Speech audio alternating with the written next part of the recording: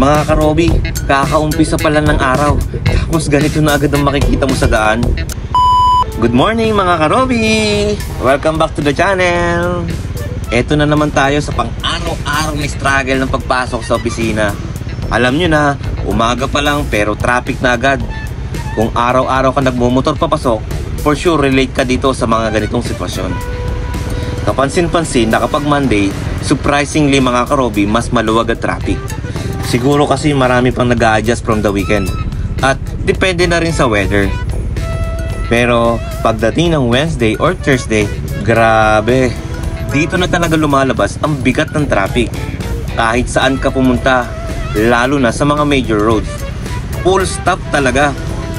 Ang dami pang road construction na dinadaanan natin. Talo talaga kapag may construction sa daan, lalo na kung walang maayos na signage. Ikaw karobi, ilang beses ka nang naipit sa ganitong sitwasyon? At eto pa, kapag Sabado, in-expect natin na kunti lang ang tao kasi rest day, tama ba? Pero hindi heavy traffic pa rin. Lalo na kapag pupunta ka ng mga commercial areas, especially sa mga malapit sa mall. Syempre, family day din, kaya lalabas talaga ang mga tao Di bale, ganyan talaga. Adjust na lang tayo. Bilang daily rider, ito talagang struggle natin Aside from traffic, kailangan din maging alerto tayo sa possible dangers sa daan. May mga reckless drivers, pedestrians na bigla na lang tatawid, tapos minsan may roadblocks na wala man lang warning.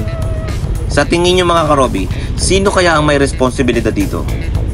Sa tingin ko, halo-halo kasi yan Drivers, pedestrian, and especially yung mga nagpapatakbo sa ating road management system. Alam natin na ang road condition natin ay minsan hindi ideal talaga. Kapag may construction, ang bagal ng flow ng traffic. Minsan nga, di mo alam kung saan ka dadaan kasi walang maayos na rerouting.